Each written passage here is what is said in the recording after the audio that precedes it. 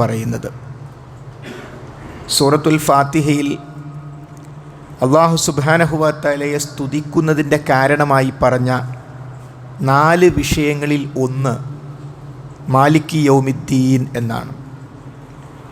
അൽഹംദുലില്ലാഹി റബ്ബിൽ ആലമീൻ അർറഹ്മാനിർ റഹീം മാലികി യൗമിദ്ദീൻ. ആ ഭാഗം അവിടെയാണ് അവസാനിക്കുന്നത്. അപ്പോൾ മരണാനന്തരം ജീവിതം നിശ്ചയിച്ചു എന്നതിൻ്റെ പേരിൽ പ്രതിഫലം നൽകുന്ന നാളിൻ്റെ ഉടമസ്ഥനാണ് റബ്ബ് എന്നതിൻ്റെ പേരിൽ അൽഹംദുലില്ലാ. റബ്ബ് റഹ്മാനാണ് എന്നതിൻ്റെ പേരിൽ, റഹീമാണ് എന്നതിൻ്റെ പേരിൽ, റബ്ബുൽ ആലമീനാണ് എന്നതിൻ്റെ പേരിൽ അൽഹംദുലില്ലാ. സഹോദരീ സഹോദരന്മാരെ, അൽഹംദുലില്ലാ എന്ന് പറയേണ്ട വിഷയമാണ് മരണാനന്തര ജീവിതം എന്ന് നമുക്ക് ബോധ്യപ്പെട്ടിട്ടുണ്ടോ? അൽഹംദുലില്ലാ, പടച്ചോൻ പരലോകം നിശ്ചയിച്ചല്ലോ. എന്നാൽ അത് ബോധ്യപ്പെടണം.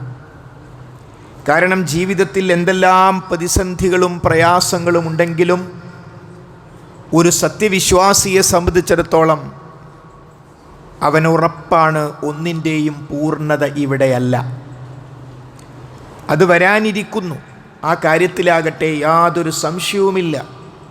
സൂറത്ത് യൂനുസിൽ 10-ാമത്തെ അധ്യായത്തിലെ 4-ാമത്തെ ആയത്തിൽ അല്ലാഹു സുബ്ഹാനഹു വ തആല പറയുന്നു, ഇലൈഹി മർജിഉക്കും ജമീആ, അവങ്കലേക്കാണ്, റബ്ബിലേക്കാണ് നിങ്ങളുടെ എല്ലാവരുടെയും മടക്കം.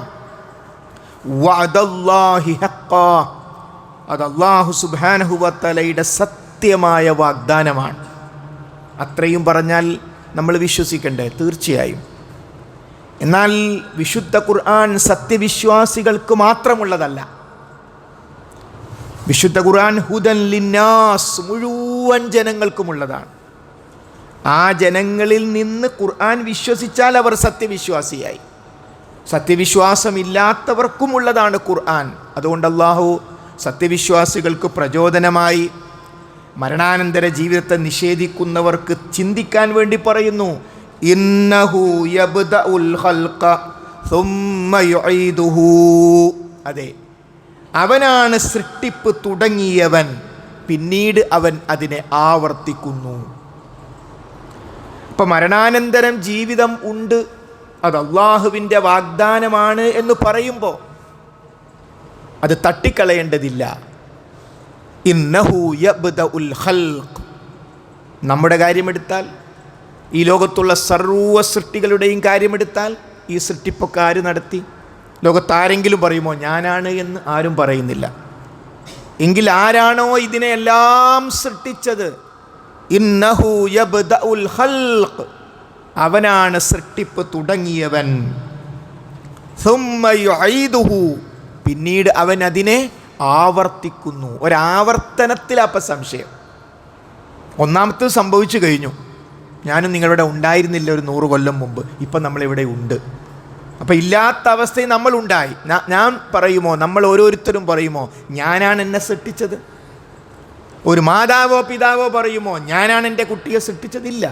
ജനനത്തിലുള്ള കാരണക്കാർ മാത്രമാണ് മാതാപിതാക്കൾ. സൃഷ്ടിപ്പ് നിർവഹിക്കുന്നത് ലോകത്തിൻ്റെ നാഥനാണ്, അല്ലാഹു സുബ്ഹാനഹു വ തആലയാണ്. അപ്പം അതുകൊണ്ട് മരണാനന്തര ജീവിതത്തെ ബോധ്യപ്പെടുക എന്നത് പ്രധാനമാണ്. മാലികി യൗമിദ്ദീൻ എന്ന എല്ലാ ദിവസവും ആവർത്തിച്ച് നമ്മൾ പാരായണം ചെയ്യുമ്പോൾ വിശുദ്ധ ഖുർആനിലെ ഏറ്റവും സമ്പൂർണമായ സമഗ്രമായ ബാക്കി 113 അധ്യായങ്ങളും ഉൾക്കൊള്ളുന്ന ആ ഒരൊറ്റ ചെറിയ അധ്യായത്തിൽ മരണാനന്തര ജീവിതത്തെക്കുറിച്ചുള്ള ആ പറച്ചിൽ നമുക്ക് ബോധ്യമാകണമെങ്കിൽ അത് പറഞ്ഞ വിശുദ്ധ ഖുർആനിലൂടെ നമ്മൾ പഠിക്കാനും മനസ്സിലാക്കാനും തയ്യാറാകണം. എന്തിനാണ് മരണാനന്തര ജീവിതത്തെ അല്ലാഹു നിശ്ചയിച്ചത്? ലിയജ്സിയല്ലദീന ആമനു വഅമിലുസ്വാലിഹാത്തി ബിൽ ഖിസ്ത്. അതെ, അത് സത്യവിശ്വാസികളോടുള്ള നീതിക്ക് വേണ്ടിയാണ്, അവർക്ക് പ്രതിഫലം നൽകാൻ വേണ്ടിയാണ്. ഇങ്ങനെ മരണാനന്തര ജീവിതം ഉണ്ടെന്ന് പറഞ്ഞാൽ കുറച്ച് മനുഷ്യന്മാർ തിന്മയെന്നൊക്കെ വിട്ടു നിന്നു. അവർ തിന്മകൾക്ക് പോയില്ല. മാത്രമല്ല, അവർ രാത്രി ഇങ്ങനെ എഴുന്നേറ്റ് നിസ്കരിക്കുന്നു, അവർ ഖുർആൻ ഓതുന്നു, അവർ പാവങ്ങളെ സഹായിക്കുന്നു, സക്കാത്ത് കൊടുക്കുന്നു, നിസ്കരിക്കുന്നു, ഹജ്ജിന് പോകുന്നു. ഇവരൊക്കെ വിഡ്ഢികളാ? അല്ല. റബ്ബിൻ്റെ ഈ വാഗ്ദാനം മനസ്സിലാക്കി നേരെ ജീവിച്ച ആളുകളുണ്ട് ഇവിടെ. ലിയജ്സിയല്ലദീന ആമനു വഅമിലുസ്വാലിഹാത്തി ബിൽ ഖിസ്ത്. അവർക്ക് പ്രതിഫലം കൊടുക്കുക എന്നത് നീതിയാണ്. നീതിപൂർവം അവർക്ക് പ്രതിഫലം കൊടുക്കാൻ വേണ്ടിയാണ്. വല്ലദീന കഫറു ലഹും ശറാബുൻ മിൻ ഹമീമിൻ വഅദാബുൻ അലീം. നിഷേധിച്ച ആളുകൾക്ക് അവർക്ക് ശറാബുണ്ട്, പാനീയമുണ്ട്, ചുട്ടു തിളക്കുന്ന പാനീയമുണ്ട്. ഹമീം എന്നുള്ള വഅദാബുൻ അലീം, വേദനാജനകമായ ശിക്ഷയും അവർക്കുണ്ട്. ബിമാ കാനൂ യക്ഫുറൂൻ, അവർ അവിശ്വസിച്ചത്, അവർ നിഷേധിച്ചത് നിമിത്തം. ഒരൊറ്റ ആയത്തിൽ നരകം, സ്വർഗം അതിനെ സമർത്ഥിക്കുന്നു. എല്ലാം ഒരൊറ്റ ആയത്തിൽ. മരിക്കുന്നു ഇലൈഹി മർജിഉക്കും ജമീആ, നിങ്ങൾ അവങ്കലേക്കാണ് നിങ്ങളുടെ എല്ലാവരുടെയും മടക്കം. മരണത്തെപ്പറ്റി പറഞ്ഞു. വഅദല്ലാഹി ഹഖ്ഖാ, അത് അല്ലാഹുവിൻ്റെ വാഗ്ദാനമാണ് എന്ന് പറഞ്ഞു. എന്നിട്ട് പറഞ്ഞു സമർത്ഥിക്കുന്നു. ഇന്നഹു യബ്ദഉൽ ഖൽഖ സുമ്മ യുഈദുഹു, അവനാണ് സൃഷ്ടിപ്പ് തുടങ്ങിയവൻ, പിന്നീട് അവൻ ആ സൃഷ്ടിപ്പിനെ ആവർത്തിക്കുന്നു. എന്തിന്? ലിയജ്സിയല്ലദീന ആമനു വഅമിലുസ്വാലിഹാത്തി ബിൽ ഖിസ്ത്, വിശ്വസിക്കുകയും സൽപ്രവർത്തനങ്ങൾ നടത്തുകയും ചെയ്ത ആളുകൾക്ക് നീതിപൂർവം അവർക്ക് പ്രതിഫലം നൽകാൻ. വല്ലദീന കഫറു, അവിശ്വസിച്ച നിഷേധിച്ച ആളുകൾ, ലഹും ശറാബും മിൻ ഹമീം, ഹമീമിൽ നിന്നുള്ള ചുട്ടു തിളക്കുന്ന വെള്ളം അവർക്കുണ്ട്. വഅദാബുൻ അലീം, വേദനാജനകമായ ശിക്ഷ. നരകത്തെക്കുറിച്ച് സ്വഹീഹ് മുസ്ലിമൊക്കെ എടുത്ത് നമ്മളൊന്ന് പഠിക്കണം. നരകത്തിൽ പ്രവേശിപ്പിക്കപ്പെടുന്ന ഒരു മനുഷ്യൻ്റെ പല്ലിൻ്റെ വലിപ്പം, ഒരു പല്ലിൻ്റെ വലിപ്പം അത് ഉഹുദ് മലയോളമാണ്. ഉഹുദ് മല നമുക്ക് നെറ്റിൽ സെർച്ച് ചെയ്താൽ കിട്ടും. ഉംറക്ക് പോയവർ, ഹജ്ജിന് പോയവർ, അതിൻ്റെ ഭാഗമായി മദീനയിൽ പോകുമ്പോൾ നമുക്ക് കാണാനുള്ള ഖുർആനും ഹദീസും ഒക്കെ എടുത്തു പറഞ്ഞ, നമുക്ക് ബോധ്യപ്പെടുത്തി പറഞ്ഞ ഒന്നാണ് ഉഹുദ് മല. അത് അങ്ങനെ തന്നെ നിലനിൽക്കും. ഒരു സർക്കാരിനും അത് തൊടാൻ സാധ്യമല്ല. കാരണം ഉഹുദ് മല ചരിത്രത്തിൻ്റെ, ഇസ്ലാമിൻ്റെ ഭാഗമാണ്. ആ ഉഹുദ് മലയോളമാണ് നരകത്തിൽ പ്രവേശിക്കുന്ന ഒരു മനുഷ്യൻ്റെ ഒരു പല്ലിൻ്റെ വലിപ്പമെങ്കിൽ അവൻ്റെ മുഖത്തിൻ്റെ വലിപ്പം എത്രയായിരിക്കും? അവൻ്റെ ശരീരത്തിൻ്റെ വലിപ്പം എത്രയായിരിക്കും? നമുക്കറിയാം, മക്കയിൽ നിന്ന് മദീനയിലേക്ക് നമ്മൾ രാവിലെ പുറപ്പെട്ടാൽ ഉച്ച കഴിഞ്ഞ് വൈകുന്നേരമാണ് മദീനയിലെത്തുക.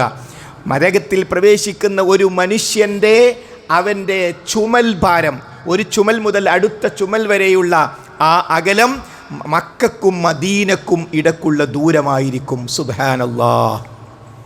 നമ്മൾ നരകത്തെക്കുറിച്ച് ഇങ്ങനെ കേൾക്കുമ്പോൾ നമ്മൾക്കതിലിട്ട ധൂളിയായി പോവില്ലേ? ശിക്ഷിക്കാൻ വേണ്ടി ധിക്കാരികളായ ആളുകളുടെ ശരീരത്തെ അള്ളാഹു നമുക്ക് സങ്കല്പിക്കാനാകാത്ത അത്രയും വലിയ രൂപത്തിൽ മാറ്റുകയാണ് ശിക്ഷ ആസ്വദിക്കുന്നതിന് വേണ്ടി. കാരണം എന്താ? ആർക്കാ ശിക്ഷ കൊടുക്കുന്നത്? അള്ളാഹു ശിക്ഷിക്കാൻ കാത്തു നിൽക്കുകയാണോ? അല്ലല്ലോ. അള്ളാഹു റഹ്മാനാണ്, റഹീമാണ്, വദൂദാണ്. അള്ളാഹു കാരുണ്യവാനാണ്, ഒരു സംശയവുമില്ല. പിന്നെ ആരെയാ ശിക്ഷിക്കുന്നത്? അള്ളാഹു റഹ്മാനാണെന്ന് പഠിപ്പിച്ചു, റഹീമാണെന്ന് പഠിപ്പിച്ചു, അവൻ ഗഫൂറാണ്, പാപങ്ങൾ പൊറുക്കൂന്ന് പഠിപ്പിച്ചു. എത്ര പാപം ചെയ്താലും മടങ്ങിക്കോന്ന് പറഞ്ഞു, പടച്ചോൻ പുറത്തിരുന്ന് പറഞ്ഞു. അതും ശ്രദ്ധിച്ചില്ലെങ്കിൽ പിന്നെ എന്താ ചെയ്യുക? അതും ശ്രദ്ധിക്കുന്നില്ല ഒരാൾ. അതും ശ്രദ്ധിക്കാതെ ധിക്കാരത്തിൽ തുടരുന്ന ഒരാളെ എന്ത് ചെയ്യണം? അവരോടുള്ള നീതി, സത്യവിശ്വാസികളുള്ള നീതിയാണ്. കാര്യങ്ങൾ ബോധ്യപ്പെട്ടിട്ടും തൗബ ചെയ്തു മടങ്ങാതെ ധിക്കാരത്തിൽ തന്നെ കഴിയുന്നവരെ ശിക്ഷിക്കുക എന്നത് ബിൽ ഖിസ്ത്, നീതിപൂർവം അല്ലാഹു സുബ്ഹാനഹു വ തആലയുടെ നടപടിക്രമമാണ്. അതുകൊണ്ട് നരകത്തിൽ പ്രവേശിപ്പിക്കപ്പെടുന്ന ഒരു വ്യക്തിയും അല്ലാഹു എന്നോട് അനീതി കാണിച്ചു എന്ന് പറയില്ല. കാരണം അത് ബോധ്യപ്പെടുത്തിയിട്ടേ റബ്ബ് സുബ്ഹാനഹു വ തആല നരകത്തിലേക്ക് പ്രവേശിപ്പിക്കുകയുള്ളൂ. അതുകൊണ്ട് സഹോദരങ്ങളെ, ഏറ്റവും വലിയ പരാജയം അതാണ്. വമൻ സുഹ്സിഅ അനിൻ നാരി ഫഖദ് ഹസൈതഹു, ആരെങ്കിലും നരകത്തിൽ പ്രവേശിപ്പിക്കപ്പെട്ട് കഴിഞ്ഞാൽ അവൻ അപമാനിക്കപ്പെട്ടു. അതാണ് ഏറ്റവും വലിയ അപമാനം. ആ അപമാനത്തിൽ നിന്ന് രക്ഷപ്പെടാൻ ഈ ലോകത്ത് എന്ത് നിലപാട് മാറ്റവും ജീവിതത്തിൻ്റെ ഭാഗമാക്കാൻ നമുക്ക് സാധിക്കണം. അല്ലാഹു വഅദല്ലാഹി ഹഖ്ഖാ ഇവിടെ പറഞ്ഞത്, ഇന്നഹു ഇലൈഹി മർജിഉക്കും ജമീഅ വഅദല്ലാഹി ഹഖ്ഖാ, അല്ലാഹുവിൻ്റെ സത്യമായ വാഗ്ദാനം. ഇതേ പദം അല്ലാഹു പ്രയോഗിച്ചിട്ടുണ്ട് മഹാനായ മൂസാ നബി അലൈഹിസ്സലാം. മൂസാ നബി അലൈഹിസ്സലാമിൻ്റെ കാലത്ത് ഫറോവക്ക് അദ്ദേഹത്തിന് പേടി, ആൺകുട്ടികൾ വളർന്നു വന്നാൽ തൻ്റെ അധികാരം പോകുമോ? അങ്ങനെ ആൺകുട്ടികളെ ജീവിക്കാൻ അനുവദിച്ചില്ല. അങ്ങനെയാണ് മൂസാ നബി അലൈഹിസ്സലാമിൻ്റെ മാതാവ് പ്രസവിക്കുന്നത് മൂസാ നബി അലൈഹിസ്സലാമിനെ. ആ മൂസാ നബി അലൈഹിസ്സലാമിൻ്റെ മാതാവ് പ്രസവിച്ചപ്പോൾ റബ്ബ് സുബ്ഹാനഹു വ തആല പറഞ്ഞു, ഒരു പെട്ടിയിലാക്കുക, കടലിൽ ഒഴുക്കുക, വെള്ളത്തിൽ ഒഴുക്കുക. ഒഴുക്കി എത്തിപ്പെടുന്നത് ഫറോവയുടെ കൊട്ടാരത്തിൻ്റെ അടുത്ത്. അവർ രാജ്ഞിയടക്കം അവിടെ കുളിക്കാനിറങ്ങിയപ്പോൾ ഒരു പെട്ടി കിട്ടി. പെട്ടിയിൽ ആൺകുട്ടി. രാജ്ഞി പറഞ്ഞു ഫറോവയോട്, ഇതിനെ നമുക്ക് പോറ്റാം, നല്ലൊരു കുട്ടിയാണ്. അങ്ങനെ മൂസാ നബി അലൈഹിസ്സലാം വളരുന്നത് ഫറോവയുടെ കൊട്ടാരത്തിൽ. അപ്പോൾ ഈ പേടിച്ചരണ്ട് കുട്ടിയെ പെട്ടിയിലേക്കാക്കി നദിയിലേക്ക് ഒഴുക്കുമ്പോൾ പടച്ചോൻ പറഞ്ഞു, അത് നിന്നിലേക്കെത്തും. ആരോട്? മൂസാ നബി അലൈഹിസ്സലാമിൻ്റെ മാതാവിനോട്. അവിടെ അള്ളാഹു ഒരു പദം പ്രയോഗിച്ചു, വഅദല്ലാഹി ഹഖ്ഖാ, അള്ളാഹുവിൻ്റെ വാഗ്ദാനം സത്യമാകുന്നു. അതേപോലെ ആൺകുട്ടികളെ വളരാൻ അനുവദിക്കാത്ത ഫറോവയുടെ കൊട്ടാരത്തിൽ ഫറോവയുടെ ചെലവിൽ മൂസാ നബി അലൈഹി ഇസ്ലാം വളരുന്നു. പിന്നീട് അന്വേഷണമായി. എന്താ അന്വേഷണം? ഈ കുട്ടിക്ക് മുലപ്പാൽ വേണം. സ്ത്രീകളെ വിളിച്ചു. അവസാനം മൂസാ നബി അലൈഹി ഇസ്ലാമിൻ്റെ മാതാവ് വന്നു. സ്വന്തം മാതാവിൻ്റെ കയ്യിലേക്ക് റബ്ബ് കുട്ടിയെ കൊടുത്തു. ശമ്പളവും കിട്ടി, കുട്ടിക്ക് പാല് കൊടുക്കുന്ന വകയിൽ. നോക്കൂ, അവിടെ പ്രയോഗിച്ച പദപ്രയോഗമാണ് വഅദല്ലാഹി ഹഖ്ഖാ, അള്ളാഹുവിൻ്റെ വാഗ്ദാനം സത്യമാകുന്നു. ഖുർആൻ പറഞ്ഞു ഗുലിബത്തുർ റൂം, മഹാനായ നബി കരീം സല്ലല്ലാഹു അലൈഹി വസല്ലം റോം വിജയിക്കും, റോം ഇസ്ലാമിൻ്റെ കീഴിൽ വരും. ആ ആയത്തിറങ്ങി, പിന്നീട് അത് സംഭവിക്കുകയും ചെയ്തു. അപ്പോൾ വിശുദ്ധ ഖുർആൻ പരിശോധിച്ചാൽ ഒട്ടേറെ സ്ഥലത്ത് റബ്ബിൻ്റെ വാഗ്ദാനം കാണാം. അതേ പദപ്രയോഗമാണ് ഇലൈഹി മർജിഉക്കും ജമീആ, നിങ്ങൾ കൂട്ടമായി റബ്ബിങ്കലേക്ക് മടക്കപ്പെടും. വഅദല്ലാഹി ഹഖ്ഖാ, അത് അള്ളാഹുവിൻ്റെ വാഗ്ദാനമാണ്. എന്നിട്ടാണ് നരകത്തെക്കുറിച്ചും സ്വർഗത്തെക്കുറിച്ചും പറയുന്നത്. അതുകൊണ്ട് സഹോദരന്മാരെ, നമുക്ക് മരണാനന്തര ജീവിതം ബോധ്യപ്പെടുക എന്നത് ഏറ്റവും പ്രധാനമാണ്.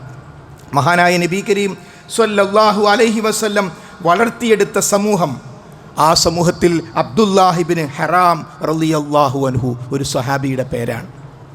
അദ്ദേഹത്തിന് 9 പെൺകുട്ടികളുണ്ട്. 9 പെൺകുട്ടികൾ. കടത്തിലാണ്, സാമ്പത്തിക ബാധ്യതയുണ്ട്. ഇതോടുകൂടി ഇനി ഉഹുദ് യുദ്ധത്ത് പോകാൻ വേറെന്തെങ്കിലും കാരണം വേണോ? കടക്കാരനായി മരിച്ചാൽ സത്യവിശ്വാസിയാണെങ്കിൽ തന്നെ ആ കടം നിലനിൽക്കുന്നിടത്തോളം കാലം ഖബറിൽ അനുഭവിക്കേണ്ടി വരും. പരലോകത്തത് ബുദ്ധിമുട്ടാണ്. അതുകൊണ്ടാണ് കടക്കാരൻ്റെ മയ്യത്ത് നിങ്ങൾ നിസ്കരിച്ചോളൂ, ഞാൻ നിസ്കരിക്കുന്നില്ല എന്ന് പറഞ്ഞ് റസൂലുള്ളാഹി സ്വല്ലല്ലാഹു അലൈഹി വസല്ലം മാറി നിന്നത്. അത്രമാത്രം ഗൗരവമുള്ള കാര്യമാണ്. അപ്പോൾ ഈ സ്വഹാബിക്ക് യുദ്ധത്ത് പോകാതിരിക്കാനുള്ള കാരണമായില്ലേ? പക്ഷേ അദ്ദേഹം എന്ത് ചെയ്തു? അബ്ദുല്ലാഹിബ്നു ഹറാം എന്ന് പറയുന്ന സ്വഹാബിയുടെ മകനാണ് ജാബിർ റളിയല്ലാഹു അൻഹു. ജാബിർ റളിയല്ലാഹു അൻഹു വിളിച്ചിട്ട്, മോനെ, ഇങ്ങനൊരു പ്രശ്നമുണ്ട്, ഉപ്പാക്ക് അങ്ങനെ യുദ്ധത്ത് പോകാൻ ഭയങ്കര ഇഷ്ടമുണ്ട്, എന്താ നമ്മൾ ചെയ്യുക? രണ്ടും കൂടിയാലോചിച്ച് കടം വീട്ടാനുള്ള നേരെ പണമല്ല, മറിച്ച് മൊത്തം ചർച്ച ചെയ്ത് നോക്കുമ്പോൾ കടം വീട്ടാൻ പറ്റിയൊരവസ്ഥ ഉണ്ട്. പിന്നെ പെൺകുട്ടികൾ ആരൊക്കെ പടച്ചോൻ്റെ കാര്യമല്ലേ, നീ നോക്കിക്കോ എന്ന് പറഞ്ഞ് അബ്ദുല്ലാഹിബ്നു ഹറാം റളിയല്ലാഹു അൻഹു ഉഹുദ് യുദ്ധത്തിലേക്ക് പോയി ഷഹീദായി. എന്തുണ്ടൊരു മാർഗം ഒരു നന്മ ചെയ്യാതിരിക്കാൻ, ഒരു ബാധ്യത ഏറ്റെടുക്കാതിരിക്കാൻ, സുബൈക്ക് പള്ളി പോകാതിരിക്കാൻ, സക്കാത്ത് കൊടുക്കാതിരിക്കാൻ എന്നാണ് പരലോക വിശ്വാസം രൂഢമൂലമായിട്ടില്ലെങ്കിൽ ആൾക്കാർ ചിന്തിക്കുക. അത് ഉറപ്പായാലോ എങ്ങനെയുണ്ട് പടച്ചോനെ ആ യുദ്ധത്തിലൊന്ന് പങ്കെടുത്ത് കിട്ടാൻ, അഥവാ ഷഹീദായ സ്വർഗം കിട്ടുമല്ലോ എന്നാണ് പരലോകം ബോധ്യപ്പെട്ടാലുണ്ടാകുന്ന അവസ്ഥ. അംർ ഇബ്നു ജമൂഹ്, അദ്ദേഹം കാലിന് മുടന്തുള്ള ആളായിരുന്നു. കാലിന് മുടന്താണ്, വേറെ ഒരു കാരണവും വേണ്ട യുദ്ധത്തിന് പോകാതിരിക്കാൻ. പക്ഷെ അദ്ദേഹം പെർമിഷമായി, നബി എനിക്കും ആഗ്രഹമുണ്ട്, ഞാൻ ഈ യുദ്ധത്തിന് പോകും. അങ്ങനെ അദ്ദേഹം അവിടെ പോയി ഷഹീദായി. അതേപോലെ തന്നെ മഹാന്മാരായ സ്വഹാബികൾ, ഹൻദല റളിയല്ലാഹു അൻഹു, അദ്ദേഹം വിവാഹം കഴിഞ്ഞു. അങ്ങനെ വിവാഹം കഴിഞ്ഞ് ജനാബത്തോടുകൂടിയിരിക്കും, ഭാര്യാഭർത്തൃ ബന്ധം കഴിഞ്ഞ സന്ദർഭത്തിലാണ് വിളിയാളം കേട്ടത്. ഇതാ യുദ്ധത്തിന് പോകുക, ഒന്നും നോക്കിയില്ല. അദ്ദേഹം കുളിക്കാതെ, ജനാബത്ത് കുളിക്കാതെ ഉഹുദിലേക്ക് പോയി. അവിടെ നമുക്ക് കാണാം, ഹദ്ദല റളിയല്ലാഹു അൻഹു ഷഹീദായപ്പോൾ അദ്ദേഹത്തിൻ്റെ മയ്യത്ത് അദ്ദേഹത്തെ കുളിപ്പിക്കാൻ മലക്കുകൾ വന്നു. കാരണം ജനാപത്തോടുകൂടിയുള്ള സന്ദർഭത്തിൽ യുദ്ധത്തിനുള്ള ആഹ്വാനപ്രകാരം ഇറങ്ങിത്തിരിച്ചതാണ്. പടച്ചോൻ അദ്ദേഹത്തെ ആദരിച്ചു. മലക്കുകളെ ഇറക്കിയിട്ട് ഒരു മനുഷ്യൻ്റെ മയ്യത്ത് കുളിപ്പിക്കുന്ന അവസ്ഥ നബി കരീം സല്ലല്ലാഹു അലൈഹി വസല്ലം നമുക്ക് മനസ്സിലാക്കി തരുന്നു. സഹോദരങ്ങളെ, ഈ കാര്യം പറയാൻ ഇന്ന് നമുക്കിവിടെ ബദറും ഉഹുദും ഒന്നും നമ്മുടെ ആയുധെടുത്ത് വേണ്ടതില്ല. എന്താണ് അത്തരത്തിലുള്ളൊരു സാഹചര്യമല്ല നമ്മുടെ നാട്ടിൽ വേണ്ടത് റസൂലുള്ളാഹി സ്വല്ലല്ലാഹു അലൈഹി വസല്ലം മക്കയിൽ നടത്തിയ ആദ്യഘട്ടത്തിൽ നടത്തിയ ഒരു വലിയ ജിഹാദുണ്ട്. ആ ജിഹാദാ നമുക്ക് ആവശ്യം. വജാഹിദുഹും ബിഹി ജിഹാദൻ കബീറാ. വിശുദ്ധ ഖുർആൻ കൊണ്ട് നിങ്ങൾ ഏറ്റവും വലിയ ജിഹാദ് നടത്തുക.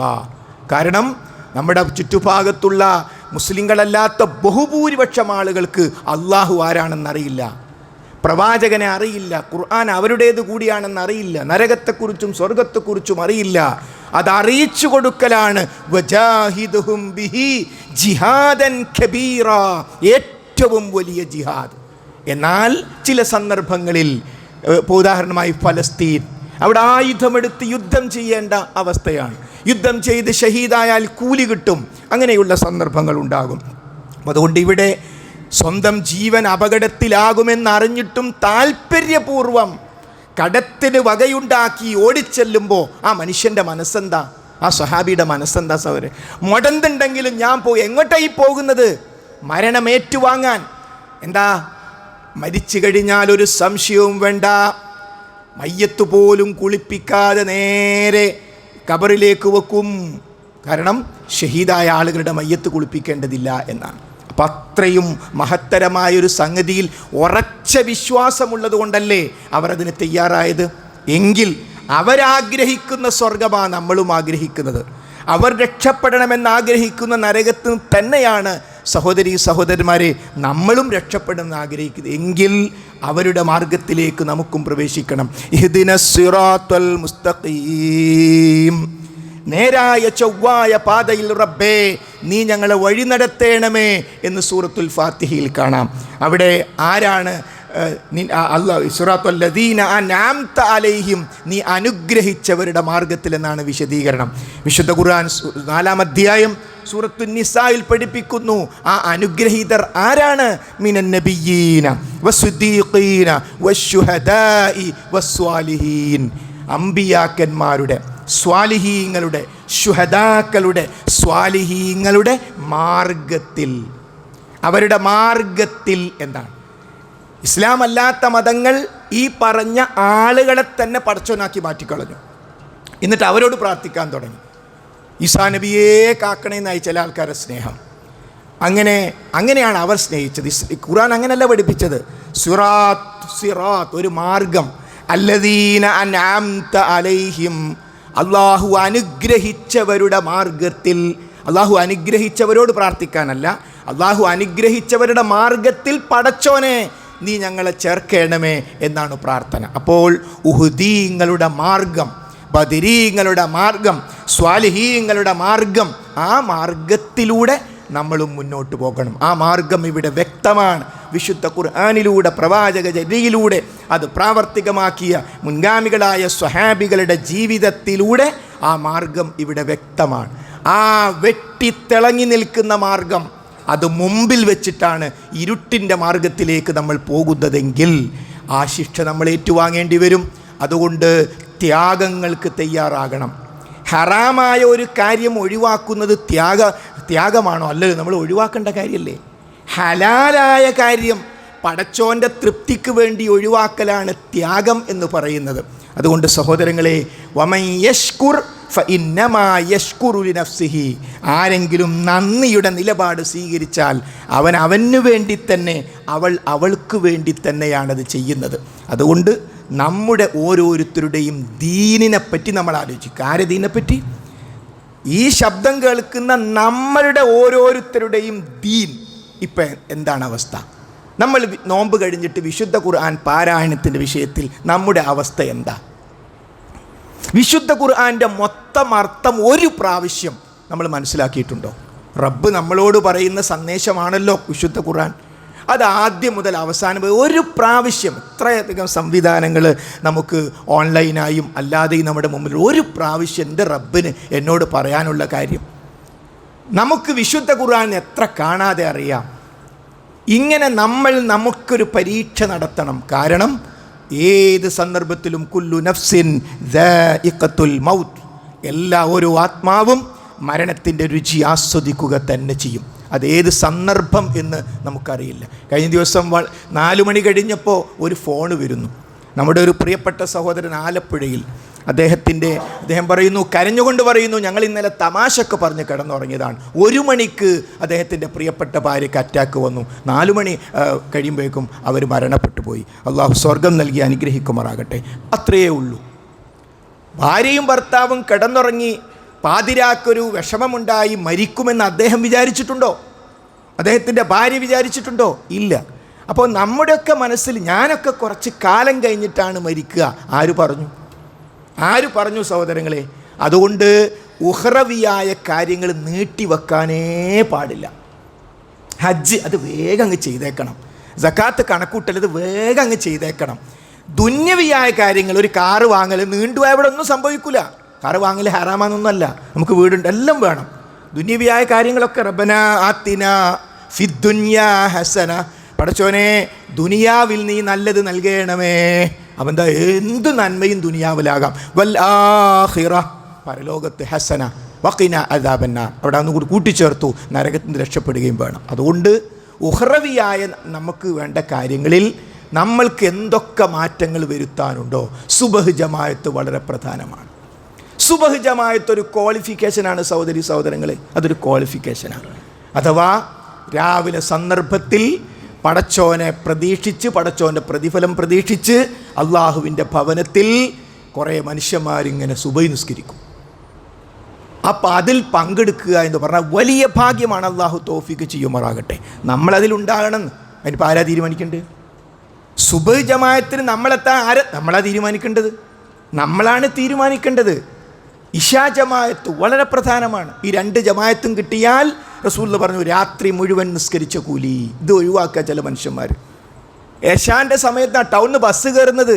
ഒരു 5 മിനിറ്റ് തൊട്ടടുത്ത പള്ളിയിൽ പോയി നമസ്കരിച്ച് പിറ്റേന്ന് രാവിലെ സുബഹി കിട്ടിയ രാത്രി മുഴുവൻ നിസ്കരിച്ച കൂലി എന്ന് അള്ളാൻ്റെ റസൂലാ പറഞ്ഞത്. അശ്രദ്ധമായി ജമാഅത്ത് ഒഴിവാക്കുക. യാത്രക്കാരന് ജമാഅത്ത് നിർബന്ധമല്ല. എന്നാൽ നമ്മൾ ശ്രദ്ധിക്കാത്തത് കൊണ്ട് ജമാഅത്ത് നമസ്കാരങ്ങൾ നഷ്ടപ്പെട്ടു പോകുന്നു.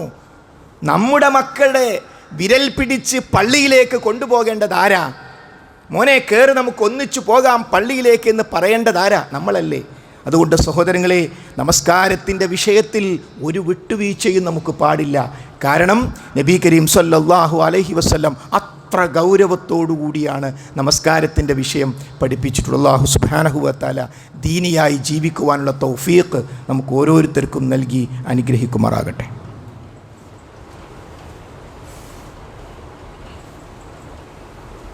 അൽഹംദുലില്ലാഹി റബ്ബിൽ ആലമീൻ വസ്സലാത്തു വസ്സലാമു അലാ റസൂലിഹിൽ അമീൻ വഅലാ ആലിഹി വസഹ്ബിഹി അജ്മഈൻ. അമ്മാ ബഅദ്.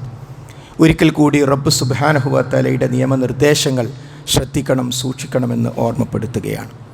സഹോദരങ്ങളെ, ഇസ്ലാമിൻ്റെ പഞ്ചസ്തംഭങ്ങളിലൊന്നായ ഹജ്ജ് അത് നമ്മിലേക്ക് അടുത്തു വരികയാണ്. ലോകത്തിൻ്റെ വിവിധ ഭാഗങ്ങളിൽ ഹജ്ജിനു വേണ്ടി ആഗ്രഹിച്ച ആളുകൾ നമ്മുടെ സംസ്ഥാനത്തൊക്കെ അടുത്ത ദിവസം അവർ യാത്ര ആരംഭിക്കാനിരിക്കുകയാണ്. ഈ സന്ദർഭത്തിൽ 2-3 കാര്യങ്ങൾ നമ്മുടെ മനസ്സിലേക്ക് വരണം. അല്ല, നമുക്കൊരു ഹജ്ജ് ചെയ്യണ്ടേ? നമ്മളോട് ചോദിക്കുക, ഹജ്ജ് ചെയ്യാതിരിക്കാനുള്ള ന്യായം ഞാനാകുന്ന വ്യക്തിയുടെ വിഷയത്തിലുണ്ടോ? ഇത്ര പ്രായമല്ലേ ആയിട്ടുള്ളൂ, ഹജ്ജിന് പ്രായമില്ലല്ലോ. നമ്മൾ ഒരു 55 വയസ്സാകുന്നത് വരെ ജീവിച്ചിരിക്കുമെന്ന ഗ്യാരണ്ടി ഉണ്ടോ? ഇല്ല.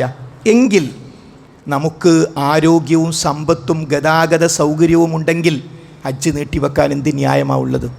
അപ്പം എത്രയും പെട്ടെന്ന് ഇൻഷാ അല്ലാഹ് അടുത്ത വർഷം തന്നെ നമ്മുടെ ദീന് പൂർത്തിയാവണ്ടേ? അതല്ലേ ഹജ്ജ് എന്ന് പറയുന്നത്. അതിനെക്കുറിച്ച് നമ്മൾ ആലോചിക്കണം. അള്ളാഹു തൗഫീഖ് ചെയ്യുമാറാകട്ടെ. സഹോദരിമാരെ സംബന്ധിച്ചിടത്തോളം കയ്യിലുള്ള സ്വർണം, ആ സ്വർണവും ഹജ്ജിൻ്റെ പണവും തമ്മിൽ താരതമ്യം ചെയ്യുക, എന്നിട്ട് തീരുമാനമെടുക്കുക. കാരണം ഹജ്ജ് സുന്നത്തല്ല, ഹജ്ജ് ഫർളാണ്. ഒരൊറ്റ പ്രാവശ്യം ഹജ്ജ് ചെയ്യലേ ഫർദുള്ളൂ. അത് ഫർദാണ്. അതുകൊണ്ട് പ്രായം, പ്രത്യേകിച്ച് എൻ്റെ ശബ്ദം കേൾക്കുന്ന യുവാക്കളോട് പറയുന്നു, ഇപ്പോഴാണ് ഹജ്ജ് ചെയ്യേണ്ടത്. ഹജ്ജ് പോയി വന്നവരോട് ചോദിക്കുക, അവർ പറയും നേരത്തെ ചെയ്യേണ്ടതായിരുന്നു. കാരണം അറഫയിൽ നിന്നൊരു നടത്തമുണ്ട്. ഖുർആൻ പറഞ്ഞത് ഒഴുക്കാണ്, ജനങ്ങളുടെ ഒഴുക്ക്. എല്ലാവരും ഒരു സ്ഥലത്തു നിന്ന് പുറപ്പെടുന്നു, എല്ലാവരും ഒരൊറ്റ സ്ഥലത്തേക്ക് പോകുന്നു, അറഫയിൽ നിന്ന് മുസ്ദലിഫയിലേക്ക്. അവിടെയാണ് അന്തിയുറക്കം. ഒരൊറ്റ വഴി. ആ ഒഴുക്കിൽപ്പെടാനുള്ള ഭാഗ്യം അള്ളാഹു നമുക്ക് നൽകുമാറാകട്ടെ. അപ്പോൾ അവിടെ എത്തുമ്പോൾ, ആ ഒരു ഒഴുക്കിലേക്ക് നടക്കുമ്പോൾ പ്രായമുള്ളവർക്ക് പ്രയാസം ഉണ്ടാകും. എന്നാൽ അവിടെ നന്നായി ചെയ്യാൻ പറ്റിയാർക്ക? യുവാക്കൾക്കാണ്. അതുകൊണ്ട് ഹജ്ജ്, എൻ്റെ ശബ്ദം കേൾക്കുന്ന യുവാക്കളെ ഒരിക്കലും ഹജ്ജ് നീട്ടിവെക്കരുത്. ഹജ്ജ് ചെയ്യാനുള്ള സാമ്പത്തികവും ശാരീരികവുമായ അവസ്ഥ നമുക്കുണ്ടെങ്കിൽ, ഇത്ര വയസ്സായിട്ടല്ലോ ഇപ്പോൾക്ക് ഹജ്ജ് ചെയ്യണമെന്നാണ് നാട്ടുകാർ ചോദിക്കുക. നാട്ടുകാരല്ല പ്രശ്നം. വിശുദ്ധ ഖുർആൻ പ്രായം പറഞ്ഞിട്ടില്ല ഹജ്ജിന്. ഒന്ന്. രണ്ടാമത്, ഹജ്ജിന് പോകുന്നിടത്ത് ഇബ്ലീസ് ഇടപെടുന്നു, പിശാച് ഇടപെടുന്നു. നമുക്കറിയാം, ഹജ്ജ്, ഉംറ പോലുള്ള കാര്യങ്ങൾക്ക് വേണ്ടിയുള്ള തൽബിയത്ത്, ആ തൽബിയത്ത് നബി കരീം സല്ലല്ലാഹു അലൈഹി വസല്ലമയുടെ ശത്രുക്കളും ചൊല്ലിയിരുന്നു. റസൂലുള്ളയുടെ കയ്യിൽ ഹറം കിട്ടിയപ്പോൾ റസൂലുള്ളയും ചൊല്ലിയിരുന്നു. അതിൻ്റെ ആദ്യ ഭാഗം ഒരുപോലെയാണ്, ലബ്ബൈക് അല്ലാഹുമ്മ ലബ്ബൈക് ലബ്ബൈക ലാ ശരീക ലക ലബ്ബൈക്. മക്കയിലെ പച്ച മുശ്രിക്കും പറഞ്ഞ ഇങ്ങനെ തന്നെ, അല്ലാഹുവേ നിൻ്റെ വിളിക്കുത്തരം നൽകി ഞങ്ങളിതാ വന്നിരിക്കുന്നു, നിനക്ക് യാതൊരു പങ്കുകാരുമില്ല, ഇത്രയും സമം. അതിൻ്റെ അർത്ഥം എന്താ? ഓൽക്ക് അല്ലാഹുവിൽ വിശ്വാസമുണ്ട്. ഒരു ആജിയമാരായിരുന്നു, ഒരു ഹജ്ജ് ചെയ്തിട്ടുണ്ട്, ഉംറ ചെയ്തിട്ടുണ്ട്. ഒരു കാമൻ്റെ പ്രസിഡൻറ്റും സെക്രട്ടറി കോരായിരുന്നു. കായബാലയത്തിനുള്ളിൽ 300ഓളം വിഗ്രഹങ്ങൾ അവർ വെച്ചിരുന്നു. എന്നിട്ട് അവർ പറയാണ്, ലബ്ബൈക് അല്ലാഹുമ്മ ലബ്ബൈക്, അല്ലാഹുവേ നിൻ്റെ വിളിക്കുത്തരം നൽകി ഞങ്ങളിതാ വന്നിരിക്കുന്നു, ലബ്ബൈക ലാ ശരീക ലക ലബ്ബൈക്, നിനക്ക് യാതൊരു പങ്കുകാരുമില്ല. ഇനി അങ്ങോട്ടാണ് പ്രശ്നം. മുശ്രിക്കുടെ തൽബിയത്തിൽ കാണാം, ഇല്ലാ ശരീകൻ ഹുവലക് തംലികുഹു വമാ മലക്. ഇത് നമ്മുടെ തൽബിയത്തിലില്ല. ഹജ്ജിൻ്റെ ഒരു കിതാബിലും ഈ ഭാഗമില്ല, ഉംറയുടെ ഒരു കിതാബിലും ഈ ഭാഗമില്ല. അത് മുശ്രിക്കിൻ്റെതിലുണ്ട്, ബുഖാരിയൊക്കെ എടുത്തു കൊടുത്തിട്ടുണ്ട്. എന്താണത്? നിനക്ക് യാതൊരു പങ്കുകാരും ഇല്ല എന്ന് പറഞ്ഞിട്ട് മക്കയിലെ മുശ്രിക്ക് പറയാണ്, ഒരു പങ്കുകാരൊഴികെ, ഇല്ലാ ശരീക്കൻ, ഒരു പങ്കുകാരൊഴികെ, ഹുവലക്, അത് നിൻ്റേതാണ്. ഞങ്ങൾ നിന്നിലേക്ക് ഇബ്രാഹിം നബിയെ പങ്കുകാരനാക്കുന്നുണ്ട്. ഇബ്രാഹിം നബി നിൻ്റേതല്ലേ? ഹുവലക്, അത് നിൻ്റേതാണ്, നീ സൃഷ്ടിച്ചതല്ലേ. തംലികുഹു വമാ മലക്, അവർ ഉടമപ്പെടുത്തുന്നത് നിൻ്റെ അധീനതയിലുള്ളത്. അവർക്ക് സ്വയം ഒരു കഴിവില്ല. മക്കയിലെ പച്ച മുശ്രിക്ക് പറയുക, ഇബ്രാഹിം നബിക്ക് സ്വന്തമായിട്ട് ഒരു കഴിവില്ല, ഇസ്മായിൽ നബിക്ക് സ്വന്തമായിട്ട് ഒരു കഴിവില്ല, അതൊക്കെ നീ അധീനപ്പെടുത്തി കൊടുത്ത. അപ്പം ഞങ്ങൾ ഇബ്രാഹിം നബി എന്നൊക്കെ വിളിക്കുന്നുണ്ട്. അതെന്താണ്? അത് നിൻ്റേതല്ലേ ഇബ്രാഹിം നബി, ഇബ്രാഹിം നബിക്കുള്ള കഴിവ് നീ കൊടുത്തതല്ലേ. അപ്പം നബി പറഞ്ഞു പറ്റൂല, ആ വാചകം പറ്റില്ല. അതാണ് ബദറിൻ്റെ മർമ്മം, അതാണ് ഉഹുദിൻ്റെ മർമ്മം. അത് റസൂലുള്ളാഹി സ്വല്ലല്ലാഹു അലൈഹി വസല്ലം അംഗീകരിച്ചില്ല. അപ്പം സഹോദരങ്ങളെ, അള്ളാഹുവിൻ്റെ വിളിക്കുത്തരം നൽകി നിനക്ക് യാതൊരു പങ്കുകാരുമില്ല എന്ന് പറയുമ്പോൾ പങ്കുകാരെ ഉണ്ടാക്കിയിട്ട് ന്യായം പറയാം. ഇതേ ന്യായം നമ്മുടെ നാട്ടിലുള്ള പാവങ്ങളായ മുസ്ലിങ്ങൾ, അവരൊരിക്കലും നരകത്ത് പോകണമെന്ന് വിചാരിച്ചിട്ടല്ല, ഹജ്ജ് ബാത്തിലായി പോകണമെന്ന് വിചാരിച്ചിട്ടല്ല, അവർക്ക് അറിവില്ലാത്തത് കൊണ്ടാണ്. അവർ ഹജ്ജിന് പോവാണ്. ഹജ്ജിന് പോകുമ്പോൾ ഒരു ജാറത്തിൻ്റെ അടുത്ത് വണ്ടി നിർത്തി, ഹജ്ജിന് പോകുന്ന ആൾ ഇറങ്ങി, എന്നിട്ട് അല്പം പണമെടുത്തു, എന്നിട്ട് ആ ഭണ്ഡാരത്തിലിട്ടു. ഒരാശ്വാസം. എന്താ ആശ്വാസം? എല്ലാം ആ മരണപ്പെട്ട ആളെ ഏൽപ്പിച്ചു.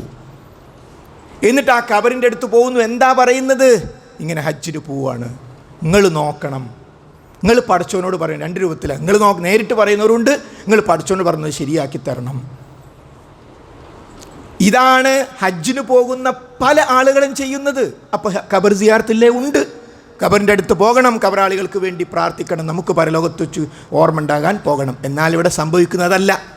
അപ്പോൾ വീട്ടിൽ നിന്ന് ഇറങ്ങുമ്പോൾ എന്താ പറഞ്ഞത്? ബിസ്മില്ലാ തവക്കൽതു അലല്ലാഹ് വലാ ഹൗല വലാ ഖുവത ഇല്ലാ ബില്ലാഹ്.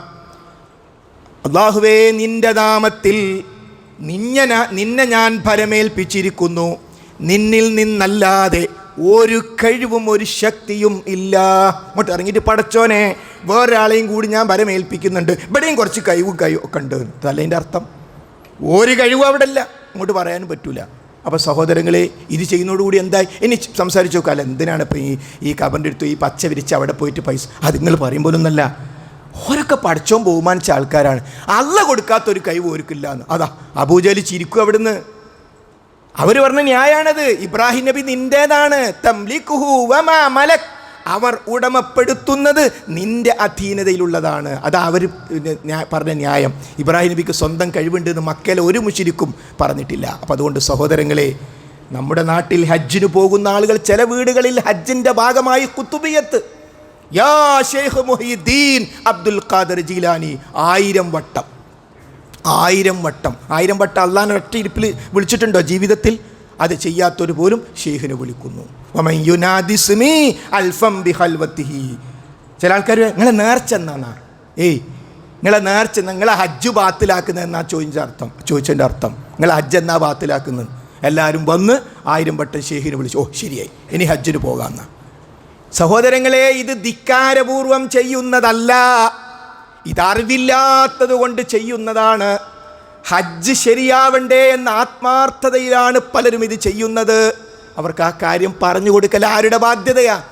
അതാണ് റസൂലുള്ളാഹി സ്വല്ലല്ലാഹു അലൈഹി വസല്ലം സ്വന്തം കുടുംബത്തിന് നേരിട്ട എതിർപ്പ്. എന്താ? ഫറഖ ഖുറൈശ്, നീ ഖുറൈശികളെ ഭിന്നിപ്പിച്ചു. സ്വന്തം കുടുംബക്കാർ കൊടുത്ത സർട്ടിഫിക്കറ്റാ. എല്ലാവരും ഇബ്രാഹിം നബിനെ ഇസ്മായിൽ നബിനെ ഒക്കെ ആരാധിച്ചും പ്രാർത്ഥിച്ചും ഒക്കെ പോകുമ്പോൾ അയ്യോ അത് പറ്റൂല, ഇത് പറ്റൂല, അത് പറ്റൂല, ഒക്കെ പഠിച്ചവന് മാത്രമേ പറ്റൂ, ഈ കുഴപ്പമുണ്ടാക്കി. അൽഹംദുലില്ലാ, അങ്ങനെ ഒരു സർട്ടിഫിക്കറ്റ് നമ്മുടെ കുടുംബത്തിൽ നമുക്ക് കിട്ടുകയാണെങ്കിൽ അത് റസൂലുള്ളാഹിക്ക് കിട്ടിയ സർട്ടിഫിക്കറ്റാണ്. ചില ആൾക്കാർ പറയും നമ്മൾ പ്രശ്നത്തിന് പോകണ്ട, ഒരു ഹജ്ജിനൊക്കെ പോവല്ലേ, അതുകൊണ്ട് അപ്പം എന്താ ഹജ്ജിന് പോകുന്ന വീട്ടിൽ പോയി പ്രശ്നം ഉണ്ടാക്കണം എന്നല്ല. ആ മനുഷ്യൻ്റെ അല്ല ചങ്ങായോ, എനിക്കിത് അറിയാം, ഒന്ന് പറഞ്ഞെന്നുണ്ടായിരുന്നു, ഇതും തെറ്റാണെങ്കിൽ എന്ന് പരലോകത്തും ചോദിക്കൂലേ. അതുകൊണ്ട് ഹജ്ജാകുന്ന ഇബാദത്ത് ബാത്തിലാക്കാനും ഇബ്ലീസ് പിന്നാലെയുണ്ട്. ചില സ്ഥലത്ത് ഹജ്ജിന് തൽബിയത്ത് തുടങ്ങുക എവിടുന്ന് അറിയോ? എയർപോർട്ടിൽ നിന്ന്. സഹോദരങ്ങളെ, എയർപോർട്ടിൽ ഇഹ്റാം ചെയ്യേണ്ടതില്ല. ഇഹ്റാം ചെയ്യേണ്ട എവിടുന്ന? മീക്കാത്ത് നിന്നാണ്. മീക്കാത്ത് എവിടെയാ? ഹറമിലെത്തുന്നതിൻ്റെ ഒരു 25-22 മിനിറ്റ് തൊട്ടുമുമ്പ് ഒരു അറിയിപ്പ് വരും, വിമാനത്തിൽ നിന്ന് മീക്കാത്തിലെത്തി, എല്ലാവരും ഇഹ്റാം ചെയ്യണം. പിന്നെ എന്തിനാണ് പുരുഷന്മാർ കണ്ണൂർ എയർപോർട്ടിൽ നിന്ന് കോഴിക്കോട്ട് എയർപോർട്ടിൽ നിന്ന് ഇഹ്റാം ചെയ്യുന്നത്? ആ വിമാനത്തിൻ്റെ സീറ്റിൻ്റെ അടുക്ക് എഴുന്നേറ്റ് പാൻറ്റും കുപ്പായൊക്കെ മാറ്റിയിട്ട് ഡ്രസ്സ് ധരിക്കാൻ കഴിയില്ല. അതുകൊണ്ട് സൗകര്യാർത്ഥം ഹജ്ജിനും ഉംറക്കും പോകുന്ന ആൾക്കാർ എയർപോർട്ടിൽ നിന്ന് ആ ഡ്രസ്സ് ധരിക്കും. പക്ഷേ ഇഹ്റാം അല്ല അത്. ഇഹ്റാം അവിടെ വെച്ചാൽ എന്നിട്ട് ചില പണ്ഡിതന്മാർ ഇവിടുന്ന് ലബ്ബൈക്ക് അല്ലാഹുമ്മ ലബ്ബൈക്ക് ഇവിടുന്ന് അടുത്ത് തുടങ്ങും. എന്നതിൻ്റെ അർത്ഥം, അള്ളാഹുവേ നിൻ്റെ വിളിക്കുത്തരം നൽകി ഞങ്ങളിതാ വന്നിരിക്കുന്നു. എടാ കണ്ണൂരിക്കാണ് വന്നത്, ഇതെവിടുന്നാണ് ഈ പറയുന്നത്? എന്നിട്ട് ഈ പാവങ്ങൾ മീക്കാത്തെത്തുമ്പോൾക്ക് ഈ തൽബിയത്തിൽ ക്ഷീണിക്കും, മീക്കാത്തെത്തുമ്പോൾ ഉറങ്ങുകയും ചെയ്യും. അവിടുന്ന് അത് തുടങ്ങേണ്ടത്, മീക്കാത്ത് നിന്നാണ് തുടങ്ങേണ്ടത്. എന്നിട്ട് ഹറമിൻ്റെ മുറ്റത്തെത്തുന്നത് വരെയും ശബ്ദമുയർത്തിക്കൊണ്ട് പറയണം ലബ്ബൈക്ക് അല്ലാഹുമ്മ ലബ്ബൈക്ക്, അല്ലാഹുവേ നിൻ്റെ വിളിക്കുത്തരം നൽകി ഞങ്ങളിതാ വന്നിരിക്കുന്നു. അവിടെ ഇബ്ലീസ് ഇടപെട്ടു. ആകെ ക്ഷീണിച്ച് നാശമായി. തൽബിയത്ത് തുടങ്ങേണ്ട സമയമാകുമ്പോൾക്ക് ആകെ ക്ഷീണിച്ച് പോകുന്നൊരവസ്ഥ. അതുകൊണ്ട് സഹോദരങ്ങളെ, ഹജ്ജ് ചെയ്യുമ്പോൾ പലർക്കും ഒരു ചാൻസേ കിട്ടൂ. അവർക്ക് നമുക്ക് കൊടുക്കാവുന്ന ഏറ്റവും വലിയ സമ്മാനം എന്ന് പറയുന്നത് ആ ഹജ്ജ് ഇന്നുന്ന രൂപത്തിലൊക്കെ ബാത്തിലായി പോകാൻ സാധ്യതയുണ്ട്. അള്ളയും റസൂലും പഠിപ്പിച്ച യഥാർത്ഥ ഹജ്ജ് അവരെ പഠിപ്പിക്കുക എന്നതാണ്. അല്ലാഹു സുബ്ഹാനഹു വ തആല നമ്മുടെ എല്ലാ സഹോദരങ്ങൾക്കും ഈമാനോടുകൂടി ഇഖ്ലാസോടുകൂടി നിർവഹിക്കുവാനുള്ള തൗഫീഖ് പ്രദാനം ചെയ്യുമാറാകട്ടെ. കഴിഞ്ഞ ആഴ്ചയിൽ നമ്മൾ സൂചിപ്പിച്ചതുപോലെ വിദ്യാർത്ഥികൾ പ്രശ്നത്തിലാണെന്ന് എല്ലാവരും പറയുന്നു. നമ്മൾ സൊല്യൂഷൻ പ്രഖ്യാപിക്കുന്നു. വിദ്യാർത്ഥികളുടെ എന്തു പ്രശ്നമുണ്ടെങ്കിലും അവർക്ക് ശാശ്വതമായ പരിഹാരമുണ്ട്. ആ പരിഹാരത്തിന് വേണ്ടിയാണ് ഈ 11-ാം തീയതി ഈ വെക്കേഷനിൽ ഒരു ഞായറാഴ്ച വൈകുന്നേരം 4 മണി മുതൽ രാത്രി 10 മണി വരെ 6 മണിക്കൂർ വിശുദ്ധ ഖുർആനും പ്രവാചകചര്യയും ഏറ്റവും ഉന്നതമായ സാങ്കേതിക വിദ്യ ഉപയോഗിച്ചുകൊണ്ട് കുട്ടികളെ പിടിച്ചിരുത്തി 8-ാം ക്ലാസ് മുതൽ PhD വരെയുള്ള ആൺകുട്ടികൾക്കും പെൺകുട്ടികൾക്കും വേണ്ടി നമ്മൾ പെരിന്തൽമണ്ണയിൽ ഒരു വേദി